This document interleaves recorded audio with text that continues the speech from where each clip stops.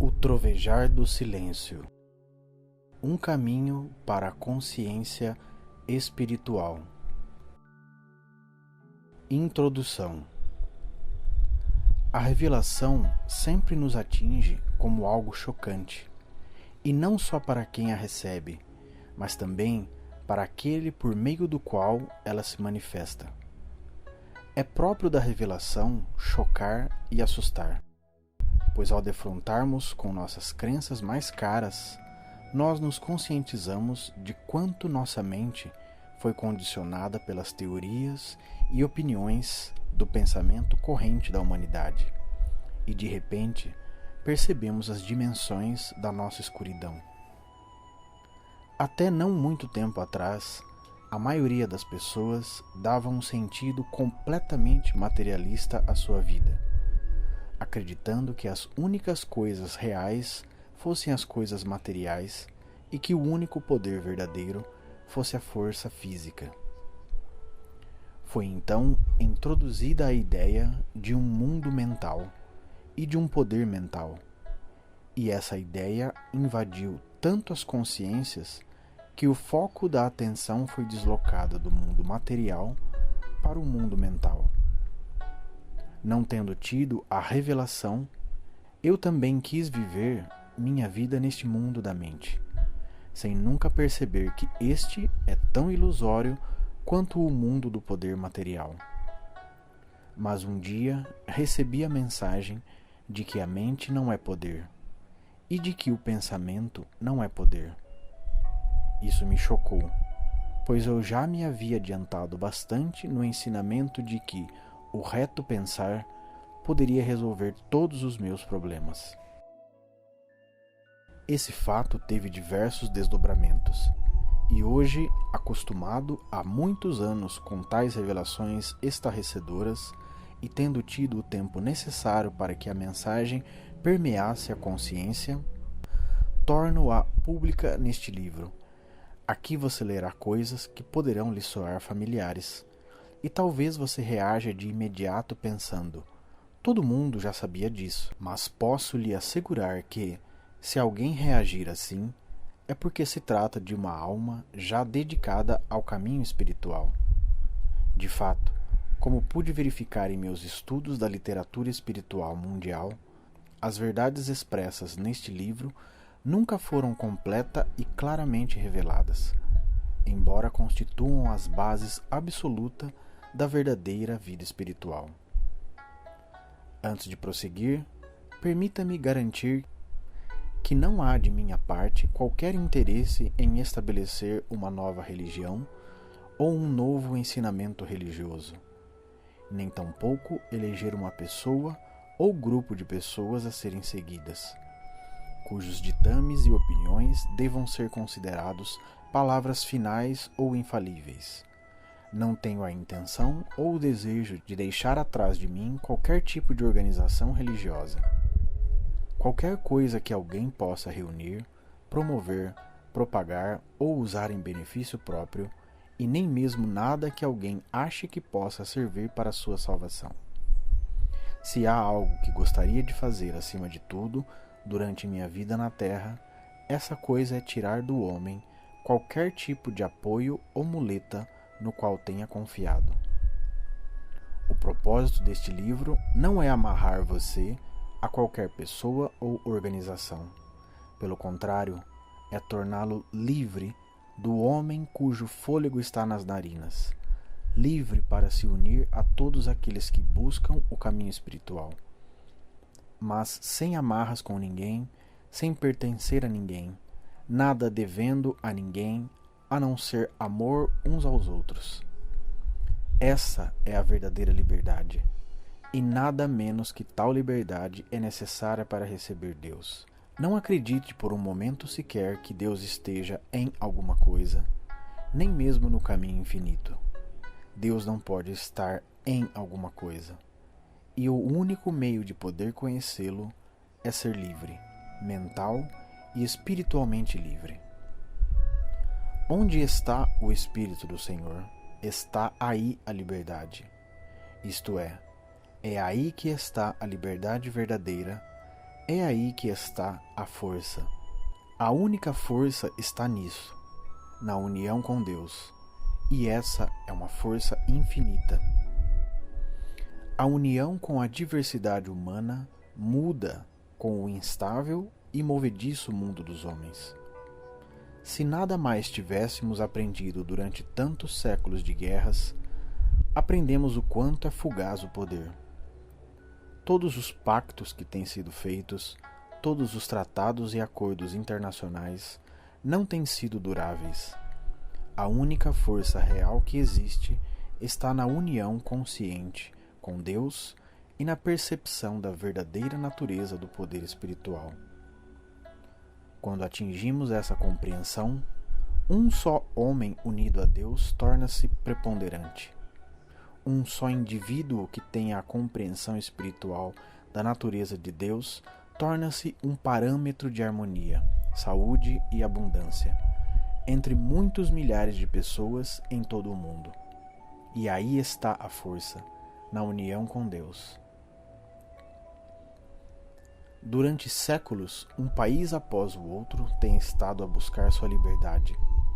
Alguns pensaram, por algum tempo, ter encontrado a liberdade, mas depois se viram escravizados por algo ainda mais poderoso do que aquilo de que se libertaram.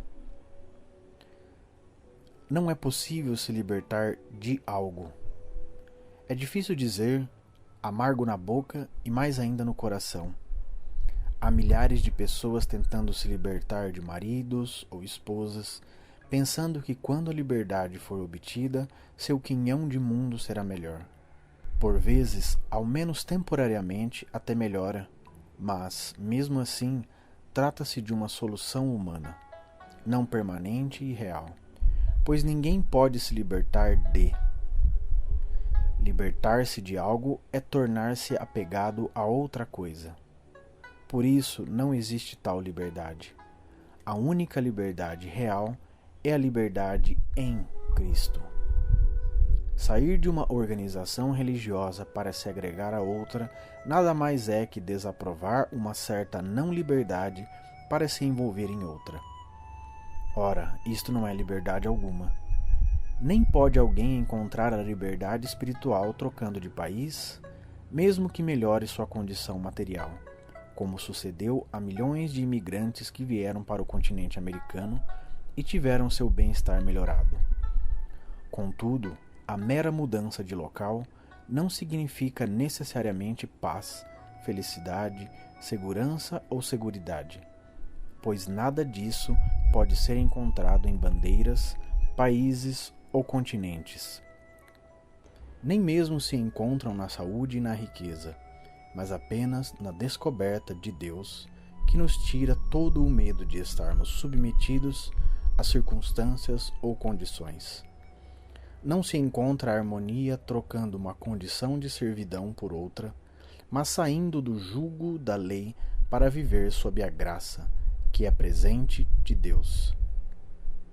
Mas, infelizmente, há ainda 1000 à nossa esquerda e 10.000 à nossa direita que não querem aceitar a graça de Deus, e são aqueles que arrancaram do Mestre as palavras pesarosas. Ó Jerusalém, Jerusalém, quantas vezes eu quis reunir teus filhos, como a galinha recolhe seus pintainhos sob as asas, e tu não quiseste. Tal situação continua nos parecendo triste, ainda que tenhamos obtido nossa liberdade.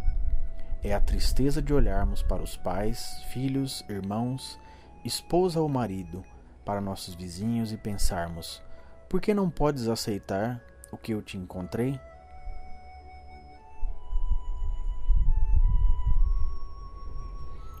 Porém, quanto mais caminharmos nessa senda, mais fácil nos será entender que isto não é acessível para qualquer um que o busque, a não ser na medida em que estiver pronto para isso. Por vezes, tornamo-nos prontos só por causa da futilidade e frustração anteriormente sofridas.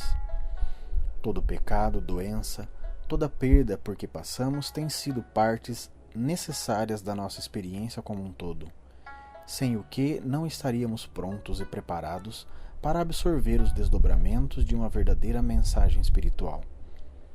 Digo isso sabendo que alguns de nós atingiram os abismos dos maiores pecados, doenças e perdas, enquanto outros poucos teriam de que se queixar. Qualquer que seja a gravidade dos problemas que alguém tenha tido, trata-se do degrau que este alguém precisava atingir. Alguns não podem chegar às alturas da visão espiritual até que tenham estado antes no ponto mais baixo, físico, mental, moral ou financeiramente. Outros devem percorrer só metade do caminho para baixo. E provavelmente haverá quem faça bem menos que isso. Mas qualquer profundidade que você e eu tenhamos conhecido, essa era a experiência necessária para podermos chegar à altura. Algum de vocês poderá ter de ser empurrado e duramente aguilhoado, envolvido em vários problemas sérios antes de ser capaz de abraçar os princípios apresentados neste livro. Por outro lado, outros de vocês os observarão facilmente e sem ter de suportar incômodos e problemas. Isso dependerá do grau de desenvolvimento que cada um já tiver atingido antes de iniciar este trabalho. Esta mensagem comprova-se verdadeira só quando vivenciada individualmente. E por essa razão, torna-se fácil entender por que tentativas de organizar uma religião baseada em tais ensinamentos são impraticáveis e tampouco contribuiriam com os objetivos do caminho infinito, que são fazer com que tais princípios impregnem a consciência humana e se tornem tangíveis como experiência individual. Se for feita qualquer tentativa de organizar estes ensinamentos, não será de benefício para ninguém. Da mesma forma, se for para obter uma contribuição mensal ou anual, o será sem propósito. Se forem erigidos poderosos templos para abrigar tais princípios, ou erigidas estátuas para quem os trouxe, o serão sem consentimento. Só uma coisa demonstrará a veracidade destes ensinamentos: descobrir seus princípios e tomá-los dentro do coração, da mente, da alma e do corpo, vivendo com eles, movendo-se e tendo o próprio ser neles, com e por meio deles, até que se tornem demonstráveis na própria pessoa. Então você será a luz do mundo, de um mundo talvez limitado à sua família ou comunidade, ou que pode ser tão vasto quanto a terra toda. Duas pessoas não podem trilhar o mesmo caminho, não podem se envolver do mesmo modo. Tudo depende do seu grau de percepção. A mensagem inteira deste livro baseia-se no princípio da existência de uma graça interior que não atua por meio do poder físico ou mental. Tal graça de que muitos ainda não têm consciência atua apenas quando a fé em toda e qualquer coisa tiver sido abandonada. Aí incluído um Deus de quem a humanidade espera milagres, e por quem a humanidade espera desde o início dos tempos. Ao longo da história do mundo, houve diversos conhecedores destes segredos, e cada um deles, de quem temos conhecimento, compartilhou-os com aqueles que se tornaram seus discípulos e seguidores. Em todos os casos, contudo, após uma ou duas gerações, os ensinamentos foram adulterados e seu verdadeiro espírito desapareceu da face da terra, só para ser revelado mais tarde, para outros em um processo repetitivo. Diante desse fato, é natural que se pergunte qual seria a vantagem de ensiná-los de novo. Seria vantajoso viajar milhares de quilômetros ano após ano para levar tal mensagem ao mundo, sabendo que só uns poucos a receberão com proveito, para depois deixá-la novamente se perder? Minha resposta é que hoje as circunstâncias são diferentes. Todas as gerações passadas puderam olhar para frente, rumo à descoberta de um poder material sempre maior, e a cada geração foi descoberto algo mais poderoso. Hoje, porém, com o poder nuclear, o mundo está de fato se defrontando com os limites do poder. Pode alguém imaginar alguma coisa maior do que o poder nuclear? Haverá alguma coisa além disso, Ou terá o mundo alcançado o fim de sua busca pelo poder? As verdades do trovejar do silêncio podem ser encontradas no Novo Testamento.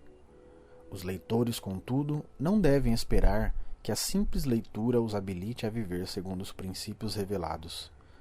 Aqueles que não sentirem dentro de si um eco das palavras poderão dar-se por satisfeitos com uma leitura, mas as pessoas que sentirem vibrar as cordas profundas de sua alma na primeira leitura farão deste livro seu companheiro constante, dia e noite, domingos e dias santos, até que o estado de consciência materialista comece a ceder e elas se rendam, de modo que a consciência transcendental lhes tome a mente, o corpo e o dia a dia de sua vida.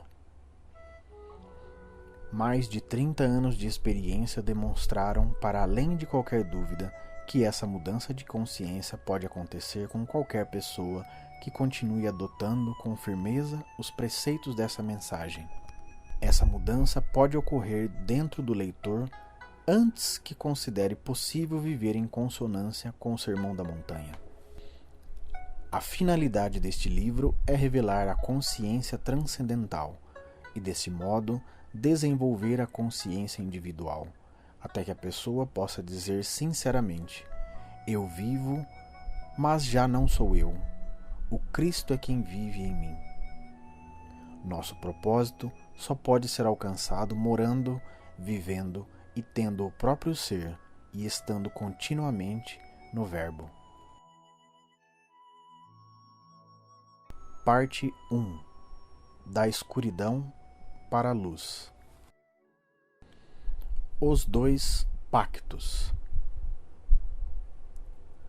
Em nossa humanidade, somos filhos da escrava, subjugados pela carne e suas imposições, presos às coisas, aos pensamentos e às atividades da carne, quer se trate da carne do corpo, quer seja a carne chamada dinheiro ou outras formas do ser humano viver.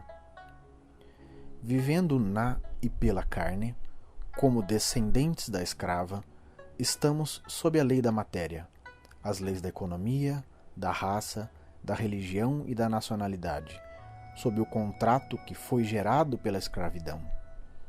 O outro pacto, que é o de nossa adoção espiritual, acontece pela atividade consciente dentro do nosso próprio ser, e no momento em que estivermos prontos para a transição, já que a transição de humanidade para a filiação espiritual se dá exclusivamente pela graça.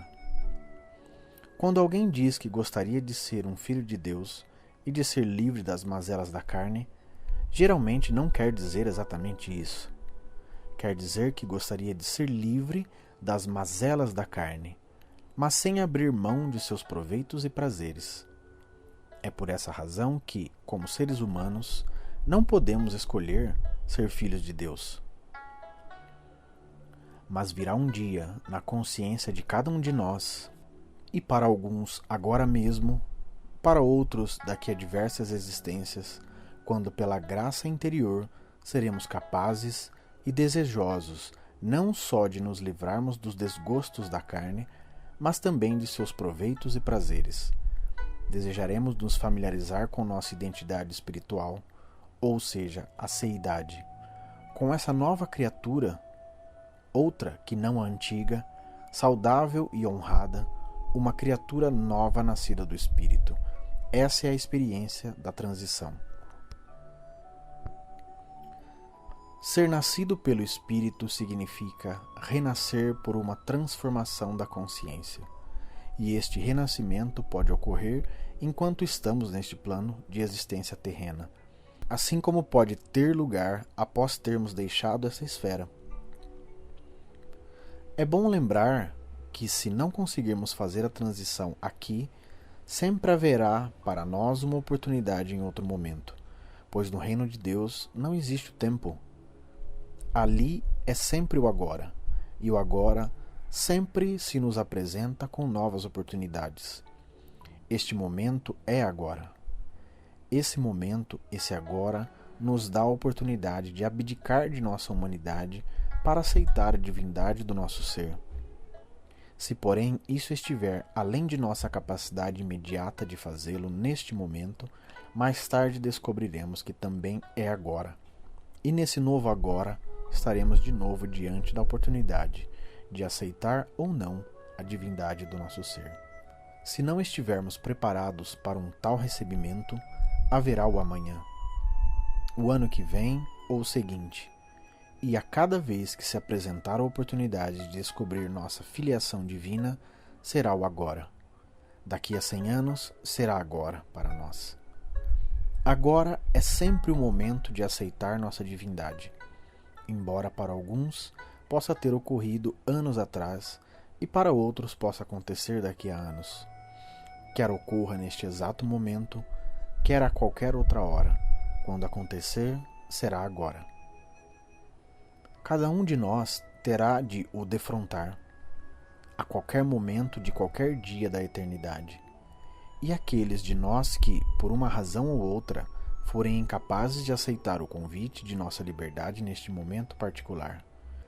Liberdade com que estaremos revestidos quanto da aceitação do Cristo. Tranquilamente terão uma nova oportunidade ao longo do tempo. Para aqueles que se foram antes de nós, alguns dos quais em profunda escuridão espiritual, outros em estado de pecado mortal e de degradação, também existe o agora, e eles também têm a mesma oportunidade agora que tiveram e rejeitaram aqui na Terra. E agora podem ter desenvolvido uma maior capacidade de aceitação. O que significa aceitar a revelação espiritual em nossa experiência? Sem a compreensão do que seja a revelação espiritual, não podemos estar preparados para aceitá-la. Apesar de a maioria das pessoas afirmar acreditar em Deus, na verdade, muitas delas não acreditam. De fato, podem acreditar que há um Deus, ou ter uma crença acerca de Deus, mas não têm fé, nem percepção e nem convicção. Isso porque a natureza do escravo é estar ligada aos efeitos, ao amor, à adoração e ao temor de qualquer coisa que tenha forma e que tenha efeitos visíveis. Podem ser fisicamente saudáveis, de coração, fígado ou pulmões. Podem ter montanhas de dinheiro, investimentos ou imóveis. Porém, o amor, a devoção ou o medo de muitos seres humanos está sempre voltado para algo ou para alguém do reino visual. O filho da escrava está ligado a algum pensamento, coisa ou pessoa, e é o que constitui a humanidade em sua quase totalidade. O novo contrato da nova criatura começa a valer quando descobrimos que eu e o Pai somos um. E tudo o que o Pai tem é meu. Eu olho para uma única direção, a do infinito invisível. Então o que vem de dentro eu reparto gloriosamente, com liberdade e júbilo. A transição para a filiação divina implica mudar a fé no que é visível para a fé no infinito invisível, no que jamais poderá ser visto, ouvido, saboreado, tocado, cheirado, ou mesmo pensado e argumentado. Tem de ser uma fé em si mesma, que não pede razões. Deve haver uma convicção avassaladora, condizente com essa fé, mesmo antes de se saber o que é. Ou seja, um instinto profundo, uma instituição, uma intuição, uma graça interior. Não haverá sinais a seguir. Os sinais seguem aquele que crê.